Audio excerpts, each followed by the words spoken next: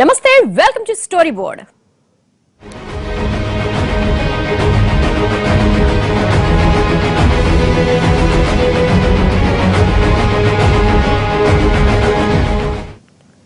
నవ్యాంధ్రప్రదేశ్ గా నడకలు మొదలుపెట్టిన ఏపీ అనతి కాలంలో ఎన్నో ఘనతలు సాధించింది.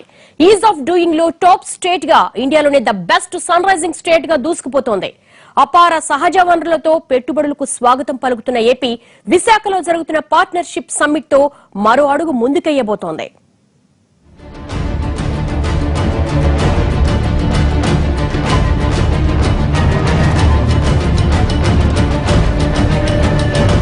ప్రపంచవ్యాప్తంగా ఉన్న పారిశ్రామికవేత్తలను ఆకర్షించి ఏపీలో పరిశ్రమల స్థాపన దిశగా వారిని పురిగొల్పేందుకు గత 2.5 ఏళ్లుగా చేస్తున్న ప్రయత్నాలు సక్సెస్ అవుతున్నాయి.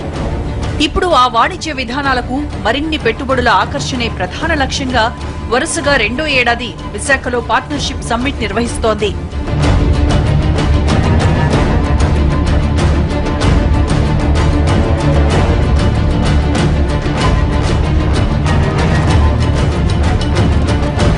ఆంధ్రప్రదేశ్ భవితను తీర్చిదిద్దేలా ఇక్కడ పరిశ్రమల్ని ఆకర్షించేందుకు రాష్ట్ర ప్రభుత్వం చేస్తున్న ఈ ప్రయత్నం సక్సెస్ అయింది.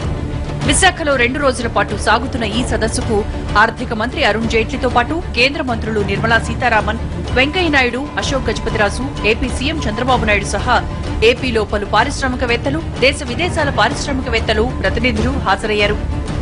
2 రోజుల పాటు జరిగే ఈ సదస్సు ద్వారా కనీసం 8 లక్షల కోట్ల రూపాయల పెట్టుబడులు సమీకరించాలని ప్రభుత్వం లక్ష్యంగా పెట్టుకుంది.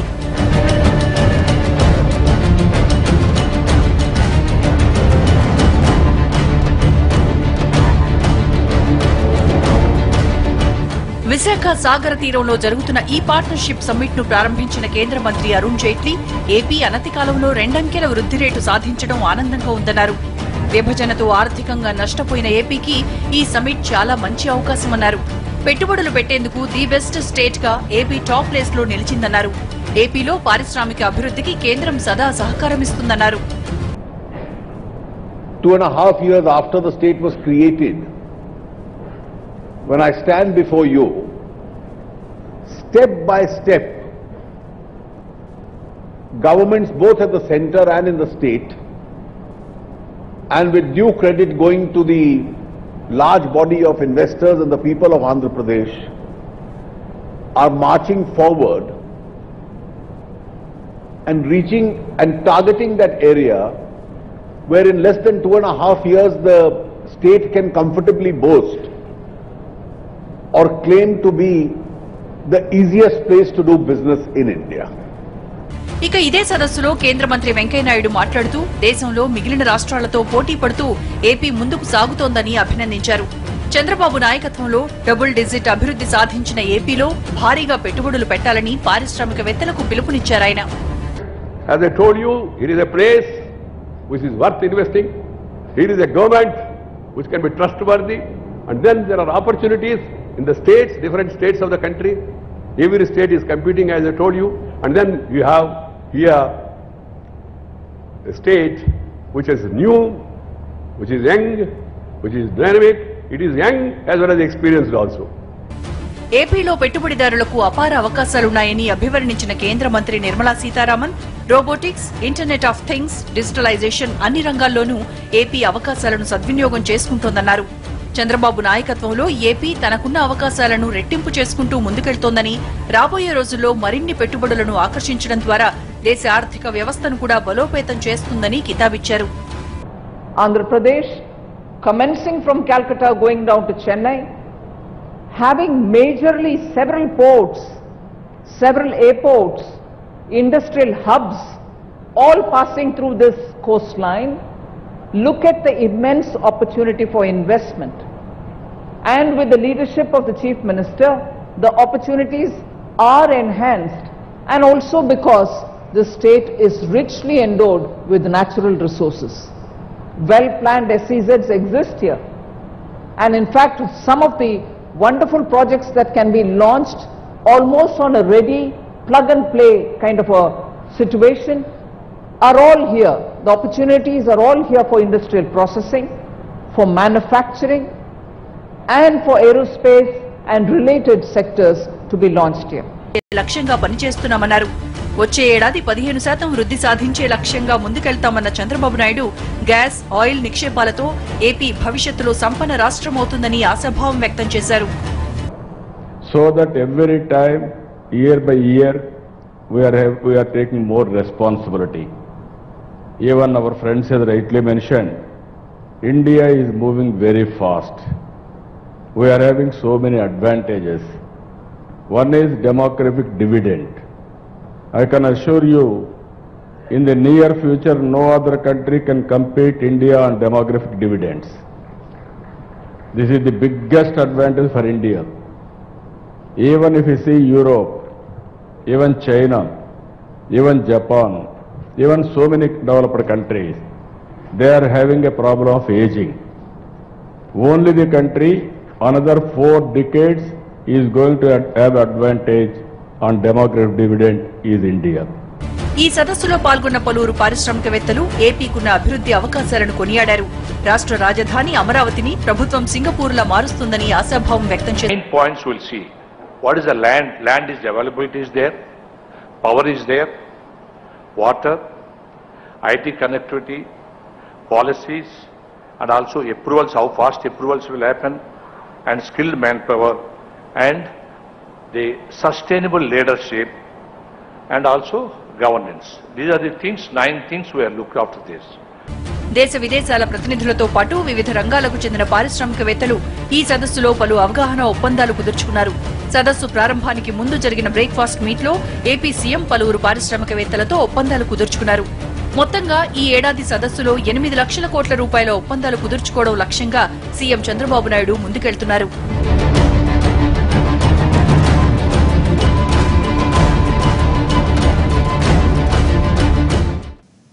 ఏంటి పార్ట్నర్షిప్ సమ్మిట్? దీనివల్ల ఎలాంటి అద్భుతాలు జరుగుతాయి? వచ్చే లాభాలు?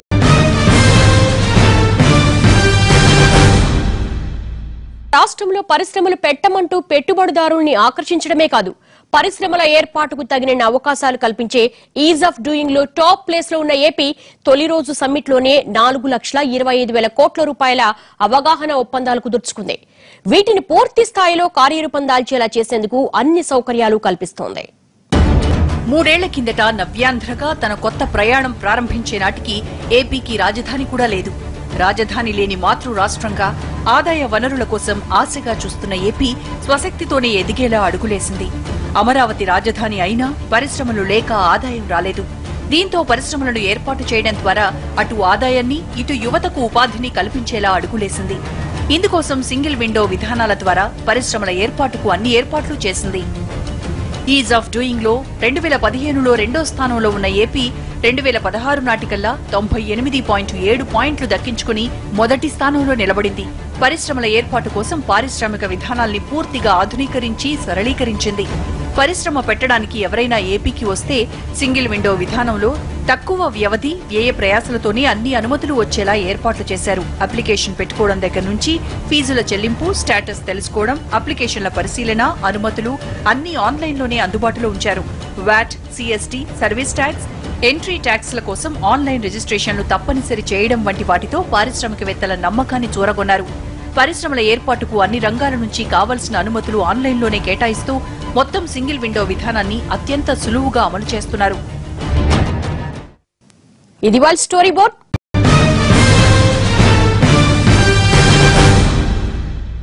Welcome back. రాష్ట్రాలు ఈ పార్ట్నర్షిప్ సమ్మిట్లను ఎందుకు నిర్వహిస్తాయి? ఇప్పుడు ఆంధ్రప్రదేశ్ కి ఇలాంటి పార్ట్నర్షిప్ సమ్మిట్ ఎంతవరకు అవసరం? నవ్యాంధ్రగా నడకలు మొదలుపెట్టిన ఏపీ అభివృద్ధిలో పరుగులు పెట్టాలంటే సాధించాల్సిన లక్ష్యాలేంటి? గత ఏడాది పార్ట్నర్షిప్ సమ్మిట్ లో ఏపీ సాధించిన విజయాలేంటి? ఈ ఏడాది సాధించబోయే అద్భుతాలేంటి? కానీ కొత్తగా ఒక రాష్ట్రం ఏర్పడి దానికో కొత్త రాజధానిని నిర్మించాల్సి వచ్చినప్పుడు మాత్రం కాలం కోసం వేచి చూడకుండా అవకాశాల్ని అందిపుచ్చుకోవాల్సిందే. పరిశ్రమల స్థాపనకు అనువైన పరిస్థితులు కల్పించడం ద్వారా పెట్టుబడులను ఆకర్షించాలి. మార్కెట్ చేసుకోవడం కోసం సమ్మిట్ ఉపయోగపడుతుంది. స్పెషల్లీ పార్ట్నర్షిప్ సమ్మిట్ వల్ల ఏంటంటే ఇందులో ఊరికే అందరూ రాలేదు, చాలా బిజినెస్ డెలిగేషన్స్ వచ్చాయి ఫ్రమ్ 51 కంట్రీస్. ఈరోజు 51 కంట్రీస్లోనూ అందులో అట్లీస్ట్ 15 కంట్రీస్కి రోడ్ షోస్ కూడా చేయడం కూడా జరిగింది లాస్ట్ 1 ఇయర్లో. ఇది లాస్ట్ ఇయర్ రోడ్ షోస్ ఇలా చేయలేదు. లాస్ట్ ఇయర్ సమ్మిట్ ముందు ఈసారి లాస్ట్ 1 ఇయర్లో రోడ్ షోస్ చేయడం జరిగింది. దానివల్ల పబ్లిసిటీ వచ్చింది. దానివల్ల ఈరోజు 51 కంట్రీస్ నుంచి వచ్చారు. ఇదే లాస్ట్ ఇయర్ తీసుకుంటే మీకు 35 to 40 కంట్రీసే వచ్చారు. So that publicity has come. It is very important for the state. మనం మార్కెట్ చేసుకోవడం అనేది. ఇలా ప్రపంచవ్యాప్తంగా ఉన్న పెట్టుబడులను ఆకర్షించాలంటే వారికి మన ప్రాంతం పరిశ్రమల స్థాపనకు ఎంత అనుకూలంగా ఉందో తెలియచెప్పాయిస్తాయి. ఇందులో భాగంగానే సిటీ ఆఫ్ డెస్టినేషన్ విశాఖ తీరంలో పార్ట్నర్షిప్ సమ్మిట్ నిర్వహిస్తున్నారు. గతేడాది నిర్వహించిన పార్ట్నర్షిప్ సమ్మిట్ లో భాగంగా 328 అవగాహన ఒప్పందాలు కుదుర్చుకుంది. ఇందులో సదరు అన్ని ఒప్పందాలు కార్యరూపం దాల్చాయి. వీటి ద్వారా ఏపీకి 4,62,234 కోట్ల రూపాయల పెట్టుబడులొచ్చాయి. వీటి ద్వారా 8,72,362 మందికి ఉపాధి దొరకనుంది. ఖచ్చితంగా మనకు రాష్ట్రం ఏదైతే ఇప్పుడు లోటు బడ్జెట్లో ఉందో ఈ రాష్ట్రం ముందుకు పోవాలన్నా, అన్ని విధాలుగా అభివృద్ధి చెందాలన్నా, యువతకు ఉద్యోగాలు రావాలన్నా, సగటు ఆదాయం పెరగాలన్నా ఖచ్చితంగా ఇండస్ట్రీస్ రావాలి. ముఖ్యమంత్రి గారు అందుకని ఇండస్ట్రీస్ మీద దృష్టి పెట్టి ఈరోజు అన్ని విధాల ముందుకు తీసుకుపోతున్నారు. దాంట్లో 328 MOUలు కావటం, దాని విలువ 9,58,896 కోట్లైంది. అయితే జనరల్గా ఇలాంటి సమస్య జరిగినప్పుడు MOUలు అయిన వాటిల్లో రియల్గా గ్రౌండ్ అయ్యే దాదాపు 4 to 10% అంటారు. అయితే ముఖ్యమంత్రి గారు ఎవరైతే MOUలు చేశారో వాళ్ళందరినీ పిలిచి 1-2 సార్లు మాట్లాడి చేయటం వల్ల ఈరోజు దాదాపు 89 ప్రాజెక్టులు అయితే గ్రౌండ్ అయిపోయినాయి. 239 ల్యాండ్ అలాట్మెంట్లోను, తర్వాత అప్రూవల్స్ అలాట్మెంట్లోను ఆ స్టేజ్లో ఉండే. ఇవి కూడా రాబోయే 1 yearలో కంప్లీట్ చేయాలని ఈరోజు ముఖ్యమంత్రి గారు యాక్చువల్గా పరిశీలి చేస్తున్నారు. ఇలా కుదిరిన అవగాహన ఒప్పందాలు కార్యరూపం దాల్చేలా ప్రభుత్వాలు తగిన ఏర్పాట్లు, సహకారం అందించాలి. గత ఏడాది పార్ట్నర్షిప్ సమ్మిట్ లో కుదిరిన అవగాహన ఒప్పందాల్లో 48% ప్రాజెక్టుల పనులు ప్రారంభమయ్యాయి. వీటిల్లో 42% పెట్టుబడులు గ్రౌండ్ అయ్యాయి. ఇప్పటికే 38 యూనిట్లలో ఉత్పత్తి కూడా ప్రారంభమైంది. వీటి విలువ దాదాపుగా 53,000 కోట్ల రూపాయలు. వీటితో పాటు మరో 1,500 కోట్ల రూపాయల విలువైన 6 యూనిట్లు ఉత్పత్తి ప్రారంభించేందుకు సిద్ధంగా ఉన్నాయి. మరో 16 ఫ్యాక్టరీలు మిషనరీ సిద్ధం చేసే దశలో ఉండగా మరో 13 కంపెనీలు శంకుస్థాపనకు సిద్ధమవుతున్నాయి. ఇలా ఒక్కో ఏడాది సదస్సులు నిర్వహించి దేశ విదేశాల నుంచి పరిశ్రమలను ఆహ్వానిస్తే తప్ప ఏ రాష్ట్రానికి పరిశ్రమలు రావు. ఇలా గతేడాది సూపర్ సక్సెస్ అయిన పార్ట్నర్షిప్ సమ్మిట్ ను దృష్టిలో పెట్టుకుని ఈ ఏడాది మరింత సమున్నత లక్ష్యాలతో రెండో సదస్సుకు ఏపీ సర్కారు సిద్ధమైంది. ఈ సదస్సులో 42 దేశాల ప్రతినిధులు హాజరయ్యారు. దేశ విదేశాల నుంచి 4,000 మందికి పైగా ప్రతినిధులు హాజరైన ఈ సదస్సు ద్వారా 8 లక్షల కోట్ల రూపాయల పెట్టుబడులు సాధించాలని ఏపీ సర్కారు లక్ష్యంగా పెట్టుకుంది. కాగా ఇప్పటికే 425 సంస్థలు మన రాష్ట్రంలో 6,83,107 కోట్ల రూపాయల పెట్టుబడులు పెట్టేందుకు ప్రతిపాదనలు పంపాయి. There's another individual you really should ask about the MOU, but from my standpoint, it's the first time in Vizag, so an opportunity here to see it. The vitality, the number of people is very impressive. You had some excellent presentations earlier during the plenary sessions that we also enjoyed, but probably the most exciting part for me was to meet with many of the students, coming from a university standpoint. పరిశ్రమల ఏర్పాటుకి ఫలానా రాష్ట్రం ఎంత అనుకూలంగా ఉందన్న అంశాన్ని చెప్పే కొలమానం is of doing. పరిశ్రమల ఏర్పాటు అంటే ఒక్క రోజులో అయ్యే పని కాదు. ఒక్క పరిశ్రమ ఏర్పాటు చేయడానికి స్థల సేకరణ దగ్గర నుంచి మొదలు పెడితే వివిధ విభాగాల నుంచి అనుమతులు, ఇలా 1,00,000 నిబంధనలుంటాయి. పరిశ్రమ ఏర్పాటుకు తగిన సహజ వనరులతో పాటు ఇవన్నీ సులువుగా పూర్తి చేయగలిగిన రాష్ట్రాల్లోనే సంస్థలు పెట్టుబడులు పెడతాయి. ఇలా ఏ రాష్ట్రంలో పరిశ్రమల స్థాపనకు అనుకూలంగా ఉంటుందో చెప్పేదే ఈజ్ ఆఫ్ డూయింగ్. ఇప్పుడు భారతదేశంలోనే ఈజ్ ఆఫ్ డూయింగ్ లో టాప్ ప్లేస్ లో నిలిచిన రాష్ట్రం ఆంధ్ర. ఈ ఒక్క అంశం ఏపీలో పరిశ్రమల స్థాపనకు, పెట్టుబడులను భారీ ఎత్తున ఆకర్షిస్తోంది. అందుకే గతేడాది సమ్మిట్ కన్నా రెట్టింపు పెట్టుబడుల్ని లక్ష్యంగా పెట్టుకున్న ఏపీ ప్రభుత్వం అదే దిశగా ఇప్పుడు దూసుకుపోతోంది. ఇప్పటికే 80% పెట్టుబడులు వచ్చినట్లే. ఇక మిగిలిన రోజు కూడా మరిన్ని అవగాహన ఒప్పందాలు కుదుర్చుకుని అనుకున్న లక్ష్యాన్ని సాధించేలా కృషి చేస్తోంది ఏపీ. ఎలాంటి పరిశ్రమలు వస్తే రాష్ట్రం అభివృద్ధి చెందుతుంది? ప్రభుత్వం ఉన్న మార్గాలేంటి? Short break